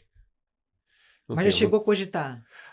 Já cheguei a cogitar, porque sou uma pessoa muito politizada. Exatamente, isso seria maravilhoso, porque você está nos dois polos, da música e da atuação. Mas tem que ter muito estômago. Tem que ter muito estômago. Eu me lembro de uma vez conversar com a Jandira Fegali, me lembro dela falando, eu vi ela falando assim, que na primeira legislatura dela ela tinha náuseas. Náuseas. Fico imaginando na Erika Hilton também, ela também deve ter muitas. Mas aí você vê que são pessoas que têm estômago. Você vê a Erika Hilton, a Sâmia Bonfim, né? E do lado da direita também você vai ver, são pessoas que têm estômago para enfrentar essas questões todas. A Sâmia foi aquela que perdeu o irmão, né? Perdeu o irmão, né? Aqui na Barra da Tijuca, o médico, né, que foi assassinado. Exatamente. Né? Você vê essas pessoas, tem que ter estômago, entendeu? Para lutar, para falar a verdade, para botar o dedo na cara. Isso. Entendeu? E tem que ter muito estômago. Eu não tenho. Eu vou ser sincero, eu sou cagão nesse ponto, entendeu? Eu prefiro colocar as minhas opiniões na minha arte, nas minhas músicas. E que já está fazendo um grande papel. Cada um com as suas armas, entendeu? Agora, que dá vontade de assumir um cargo, até para entender o que acontece lá dentro, né? E mais uma vez, voltando com você vê, o Diz a Verdade, que é essa música que eu acabei de lançar, ela é esse questionamento, né? O que acontece? O que está por trás? Qual é a verdade que está por trás das decisões que são tomadas nos altos escalões, né? Sim. Qual é a verdade? A gente não sabe. A gente não sabe. A gente vê o cara falando assim, não, pelo bem do Brasil, não, porque eu acho que isso aqui vai fazer bem e tal. Mas qual é a verdade? O que está por trás dessa demagogia? O que está por trás dessa demagogia, né? Às vezes sim, às vezes é aquilo mesmo que a pessoa está falando e tal, mas muitas vezes não é. Né? Não é. E você que está tanto do lado da categoria, representando a categoria dos músicos, quanto a categoria dos atores, como é que fica a regulamentação dos músicos em relação aos direitos autorais? Você acha que tem mais amparo legal? Olha, Funciona mais do que. os músicos conseguiram nos últimos anos muitas vitórias na área do direito autoral, na área, da gestão coletiva de direitos autorais, né? Uhum. Então, as leis relativas ao ECAD, ao Escritório Central de Arrecadação, Sim. as leis relativas às sociedades arrecadadoras, elas mudaram e mudaram para melhor nos últimos anos. Eu fiz parte do GAP, do Grupo de Articulação Política pró-música, perdão, o Grupo de Articulação Parlamentar, porque a gente começou a ver, a classe artística começou a ver, e a gente vê isso também, né, a Associação de Produtores do Teatro do Rio de Janeiro tem uma atuação muito grande no parlamento, né, no sentido de... Porque a gente começou a ver que a gente perdia para os lobistas das Sim. grandes empresas, entendeu? A gente perdia as discussões. Às vezes, nem só pelo fato da gente não ir lá e falar, olha, a nossa reivindicação é essa. Não ia ninguém reivindicar nada, aí um cara ia lá, o outro reivindicar o oposto do que a gente queria e ganhava, entendeu? Ganhava a parada. Uhum. Então, começou a haver uma articulação parlamentar, né? De ação parlamentar nos últimos anos e muitas conquistas aconteceram. Agora, é aquilo que a gente falou, o consumo de música, né? O consumo de arte, o consumo de música em especial, ele mudou muito, né? E aí, nesse ponto, os direitos autorais derreteram, né? Porque as plataformas de streaming pagam muito pouco, né? E música virou um negócio sem valor, né? Você tem acesso a tudo, né? Eu sou da época em que você guardava o dinheiro para comprar o disco no final do mês, aquele disco que você queria tanto.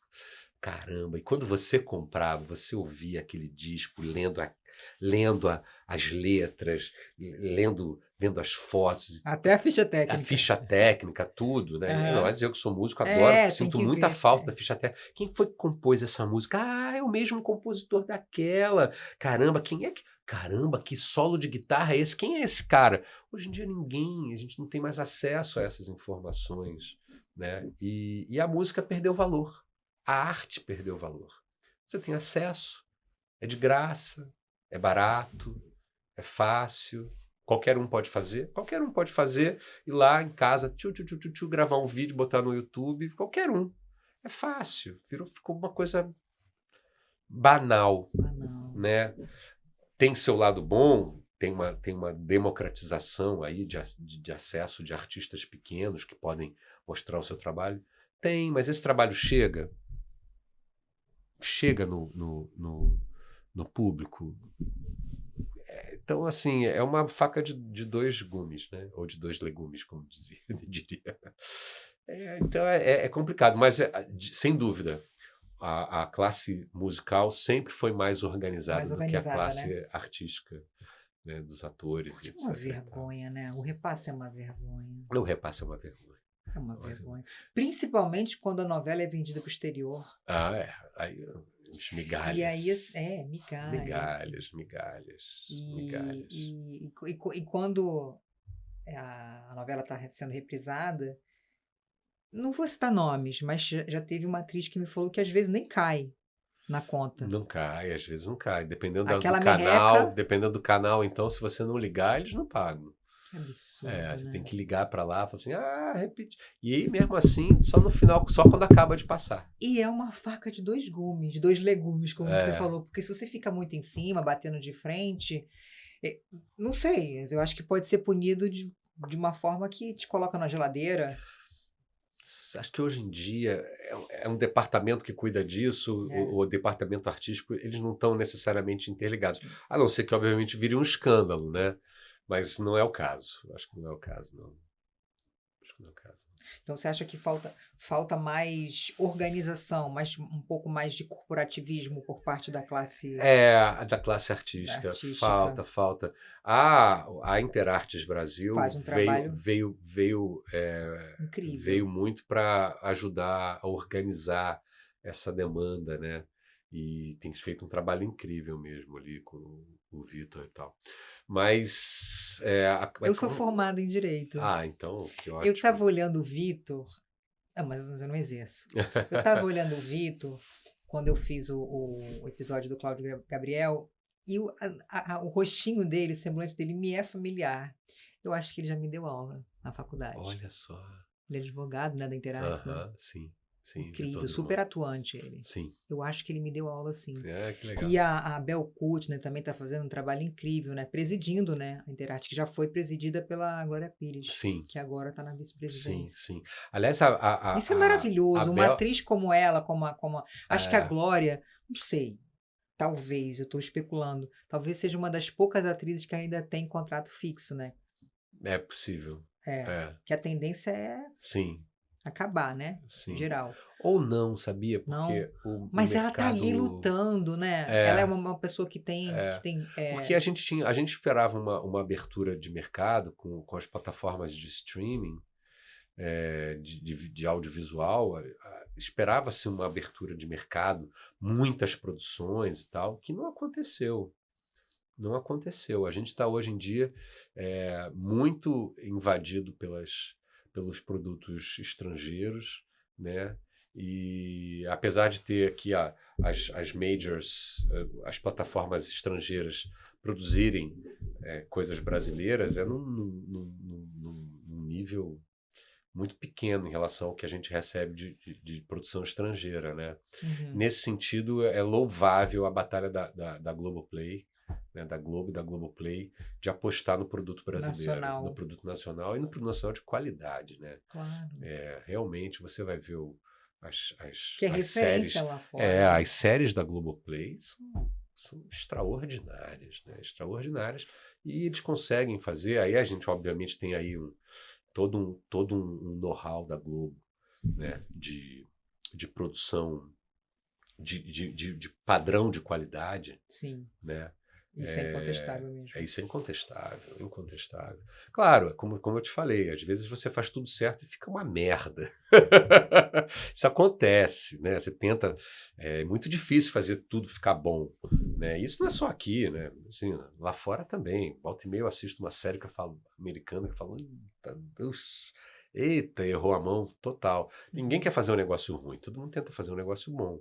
Mas às vezes isso acontece. Mas nesse sentido, assim... vejo que a Globoplay é uma ponta de lança ainda. A Globo, as organizações do Globo, com todas as críticas que a gente possa fazer a eles, né, eles ainda são a ponta de lança do produto audiovisual brasileiro e a gente tem que louvar isso. Né? Sim. E você, qual foi seu último trabalho no audiovisual? Você vê, o audiovisual esqueceu que eu existo, definitivamente. É verdade, não posso falar nada. Pelo menos... Usa aí o microfone. Não tem que ficar reclamando, não. Eu não sou de ficar reclamando, não. Eu sou de seguir a vida e batalhar. Sim, tenho meu teatro, tenho meu show e vou que vou, entendeu? Mas o meu último trabalho em audiovisual foi em 2019.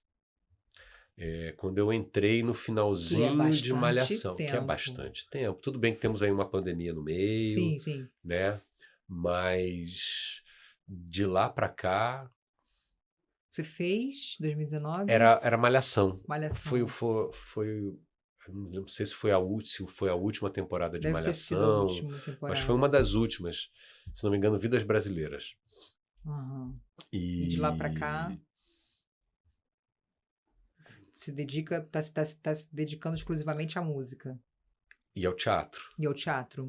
Eu me dedico ao trabalho que tiver, porque a gente tem que trabalhar. Não, entendi. E aparecer o trabalho que tiver é esse. Mas assim... Não é eletivo, mas é o que tá surgindo e você se dedica, tá certo. E cinema? Você foi pouco absorvido pelo cinema? Pouco. Tem interesse ainda de desbravar? Adoro. Cinema é difícil de fazer, Mas adoro. Tive uma experiência também, há alguns anos atrás, muito positiva com um trabalho com a direção da Maria de Medeiros, Uhum. chamado Aos Nossos Filhos. É um roteiro desenvolvido pela Laura. Ih, gente, desculpe, Laurinha, esqueci o sobrenome agora, daqui a pouco eu lembro. Faz parte. Um roteiro desenvolvido, inspirado na música do meu pai, do Vitor Martins, Aos Nossos Filhos. E eu tive a oportunidade de trabalhar nesse filme e foi uma experiência maravilhosa, contrastando com Marieta Severo. Laura Castro, Laurinha. Laura Castro. E que é uma artista fabulosa, assim, super produtora, artista. Né? E aí e esse filme foi muito legal, ele passou no mundo inteiro, ele passou na França, Olha, ele ficou em cartaz na França, e ele recebeu críticas maravilhosas na França, assim. Então, é um filme muito bonito que eu recomendo, chama-se Aos Nossos Filhos. Aos Nossos Filhos. É bem legal É esse de que filme. ano esse filme? Por aí, 2019, 2020. Agora realmente fiquei na dúvida de quando ele foi lançado exatamente. Uhum. Mas assim, foi uma das minhas poucas experiências em cinema. Fiz muito pouco cinema. E Enfim. como é também trabalhar com cinema num país que ainda se rende, né, às produções americanas? É outro dilema também, né? É. Mas assim, a gente tem um cinema muito forte, a gente tem um Muito audiovisual muito forte. forte, com muita assinatura, né? Muita coisa ruim. Eu vejo muitos filmes assim, que você fala, jovens diretores, você fala, mas peraí, o que esse cara fez para chegar a ter o direito de fazer um filme, um longa, né? E aí você vai ver, às vezes é muito ruim, né? É muito ruim. Sinto saudade dos grandes diretores, dos diretores que já têm experiência fazerem seus filmes e provavelmente não estão conseguindo, né? Não estão conseguindo financiamento para fazer os seus filmes, né? O Murilo Salles, por exemplo, um diretor que eu adoro. Não tenho visto nada do Murilo Salles. É, Quem mais? Já nem sei mais, assim, já perdemos, Aham. né? Então, A gente assim, perde um pouco dessa referência, porque eles né? vão desaparecendo, né, Uhum. e tal. Mas a gente tem tramas muito fortes, mas eu acho que ainda não tem o reconhecimento É. por E parte do fora que é público. isso, é tudo muito caro, né? É caro, pra gente é caro. Outro dia eu vi uma entrevista do Wagner Moura, logo que ele tinha iniciado, assim, a carreira internacional dele, né? E aí perguntaram pra ele qual é a diferença de fazer filme no Brasil e fazer filme no exterior. Ele falou, dinheiro. Dinheiro, lá o céu é o limite. Lá, entendeu? O produtor pensa, eu quero isso. É isso, né? E acabou. Aqui você precisa. O roteiro diz, são 100 pessoas. Não, só tem dinheiro para 30. Aí você vai adaptar para 30. E Essa é eu a acho que diferença. aí é que mora a beleza do cinema nacional. Sim, sem dúvida. É essa capacidade de fazer uma limonada com um limão, sabe? Sim, Eu acho incrível. sim. Acho também que as pessoas não querem pensar, refletir. O cinema nacional ele tem esse despertar, né, para reflexão. Você vê que Ele é mais cult, o que mais dá. Você vê que a gente tem aí conceitual. as grandes bilheterias brasileiras são comédias. É, Aí a gente cai naquele papo, né? Qual é o quão qualificado é o público brasileiro? É, falta educação cultural. Todo o direito das comédias serem grandes bilheterias, né? Mas tem muito bom filme sendo feito que nem consegue chegar no cinema, né? Fica ali preso no gargalo da distribuição, né? Aí vai pro streaming. Aí um dia você fala assim, gente, esse filme com esse ator, deixa eu ver aqui e tal. Gente, que filme maravilhoso, que filme legal. Como é que eu nunca ouvi falar nesse filme? Nunca ouvi falar. uma pena, né? É, muita coisa se perde, né? E Tarantino, Woody Allen ou Tim Burton? Caraca, você pegou 3 dos melhores, Ah, assim, né? e Eu sou. super distintos, né? Cara, eu adoro os 3. Eu adoro os 3. Você gosta, Tarantino? Adoro o Tarantino. O Tarantino, ele tem um domínio da linguagem. Às vezes até o assunto dele é banal, né? E ele tem aquela questão com a violência, né? Ele banaliza a violência. Mas o domínio, a cinematografia dele, o domínio da linguagem que ele tem é espetacular. É realmente espetacular. A maneira como ele conta a história, né? Que é isso que faz a diferença, né? O Woody Allen é um gênio. O Tim Burton o Woody Allen é um gênio do ser humano, né? De como retratar as idiosincrasias do ser humano, né? Genial. E o Tim Burton, o Tim Burton é a eterna infância, né? Eterna infância. Eterna infância, né? Ele é uma eterna criança, né? Com aquela fantasia, com aquela. Tem um filme dele que é um dos menos conhecidos, assim, dele, que é Deslumbrante, Peixe Grande, com Ewan McGregor. Que filme deslumbrante. É um filme deslumbrante. É um filme deslumbrante. É um pai que está à beira da morte e aí tem esse filho, que é o Ewan McGregor. O pai é o Finney, Albert Fine, ator que já faleceu, maravilhoso. E o pai sempre contou histórias fantasiosas, e aquele filho sempre teve problema, porque assim, meu pai é um mentiroso, meu pai é um mentiroso. Só que ao mesmo tempo ele começa a cruzar com essa vida fantasiosa do pai. Esse filme é deslumbrante, é deslumbrante. Os filmes dele são muito bons, né? São A muito Noiva bons. Cadáver é Noiva Cadáver, fabuloso. fabuloso. Fabuloso. Alice. Fabuloso. Ele é incrível. Ele é É, incrível. é. O próprio, que já passou umas, sei lá, umas 500 vezes na sessão da tarde, o Edward, Mão de O Tesoura. Edward Mãos de Tesoura, isso é lindo, Ele é filme sensacional, lindo. ele é um puta Ele é filme de uma diretor. sensibilidade, né?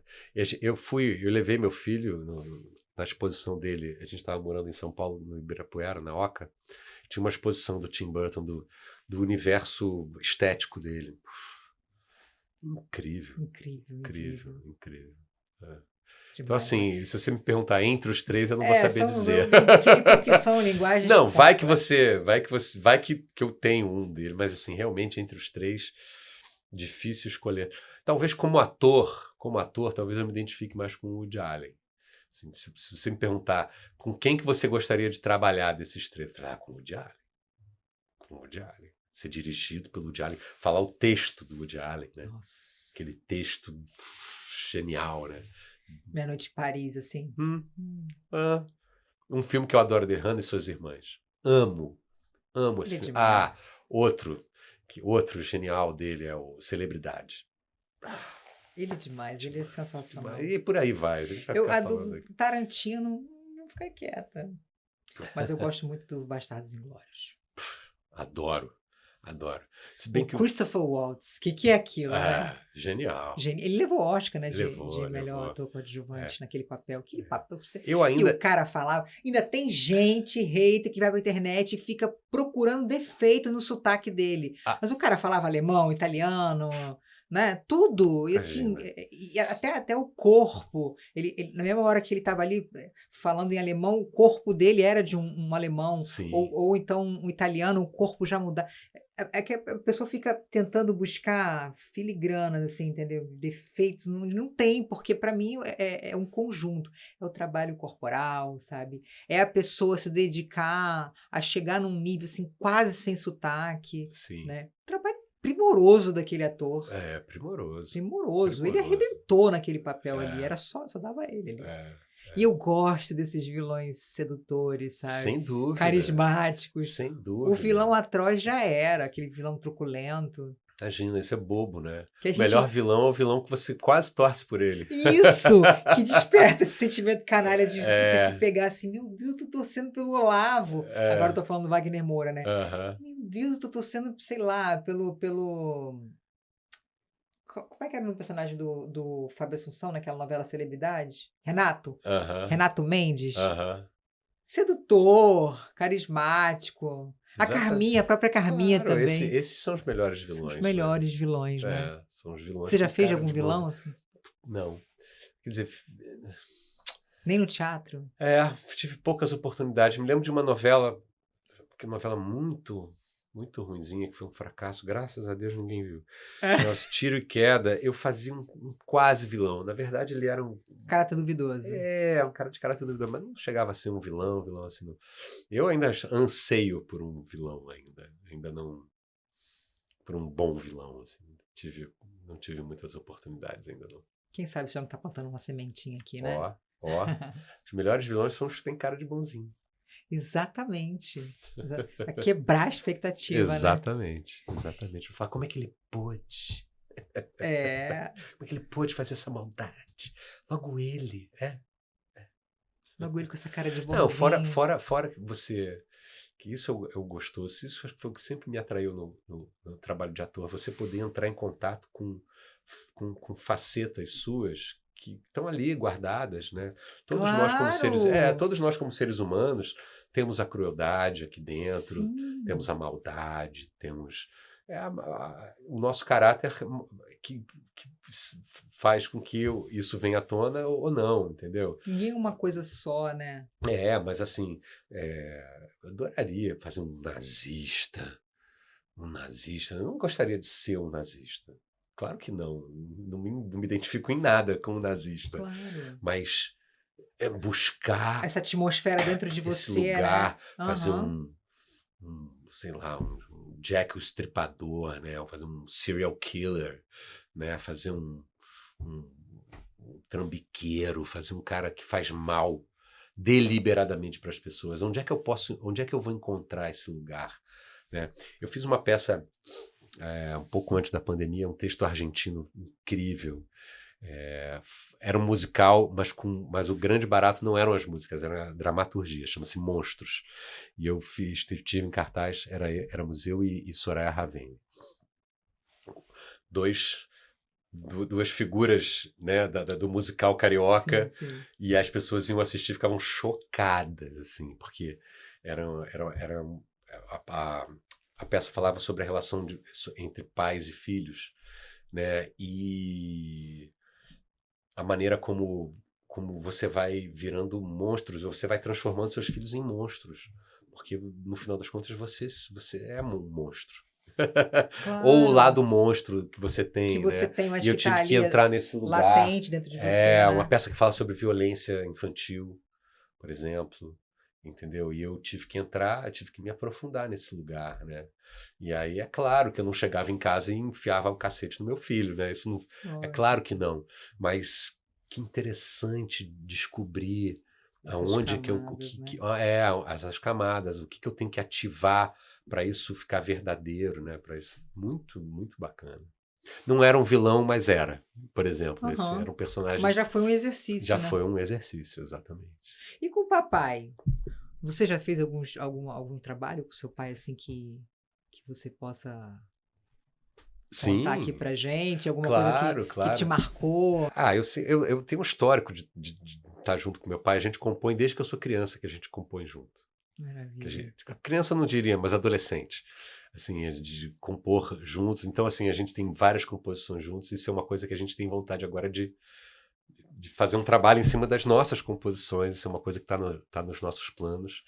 Eu já estive várias vezes no palco com o meu pai, fazendo show e tal.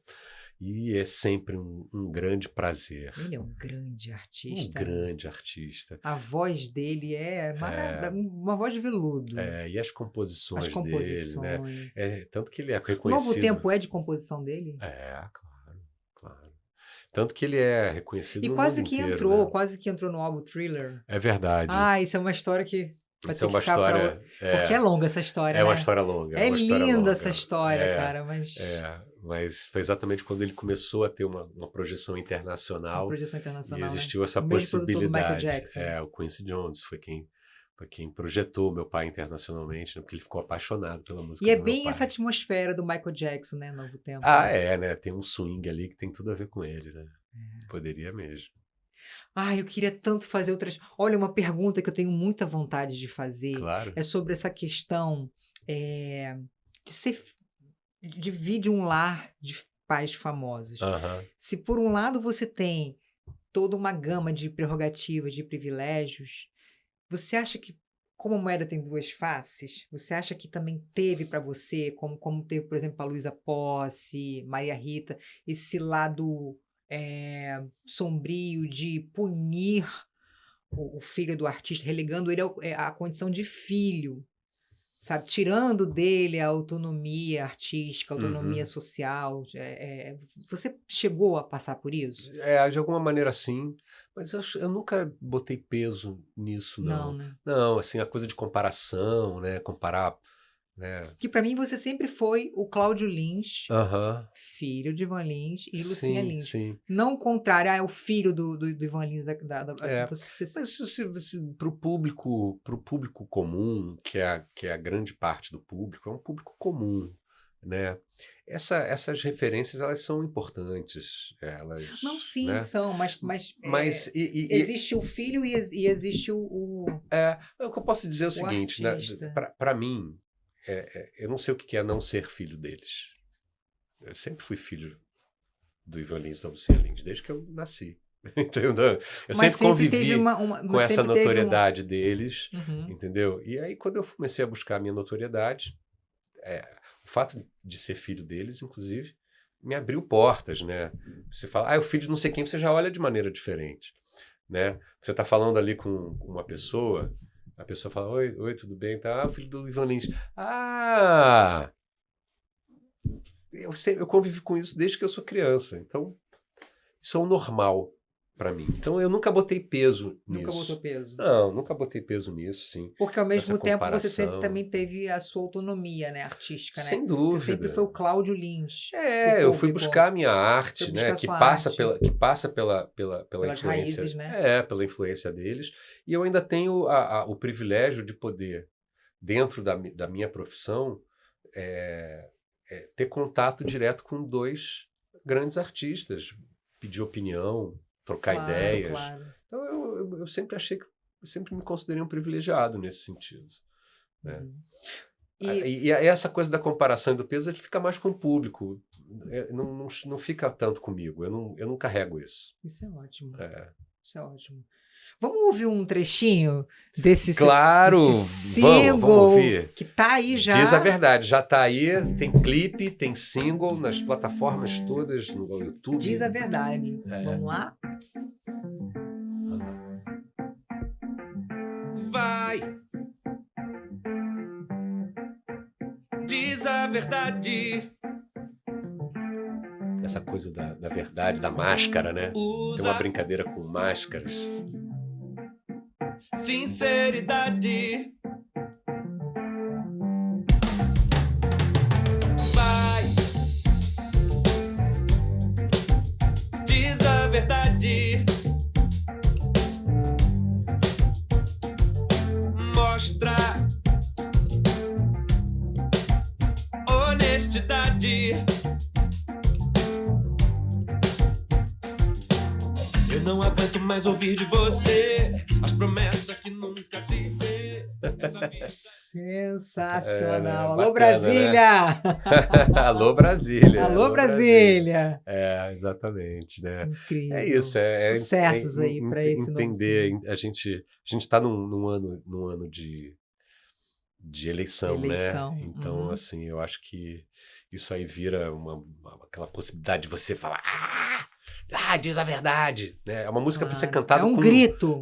uma música para ser cantada com indignação mesmo, né? Perfeito. Sucessos. Espero que Agora, sim. para a gente entrar no quadro final, duas Sim. perguntinhas bem rápidas. Tá bom. Quem você, Cláudio Lins, considera uma voz interativa no meio artístico? Uma voz. Wagner Moura. Por quê? Wagner Moura, ele, além de ser um exemplo de artista, né, e de artista brasileiro bem-sucedido no mundo, né? É uma pessoa que tem um posicionamento político-social muito forte, muito consciente, né? Você ouve o Wagner Moura falando e ele está sempre muito coerente, né? Então, nesse momento, eu elegeria o Wagner Moura. E potente também, né, no trabalho de atuação, né? Sim, Ele é sim, em completo todos mesmo. os Em sentidos, todos os né? Em todos os sentidos. sentidos, né? Do ser humano, né? A maneira como o humanismo dele fica muito evidente nas declarações dele. Sim, E o artista que ele é, o ator que ele é impecável. é É um impecável. exemplo, um exemplo. Cláudio, eu adorei sua participação aqui no Vozes Oh, Interativas. obrigado, Ju. Muito obrigada mesmo, Prazer tá? mesmo. Todo sucesso para você. Obrigado. Que esse single aí reverbere Sim, bastante nesse ano de com eleição. certeza, é isso que a gente quer. É isso. Obrigada pela Eu participação. que agradeço. Até a próxima. Gente, nós vamos ficando por aqui. Um beijo no coração de cada um de vocês e até a próxima. Tchau.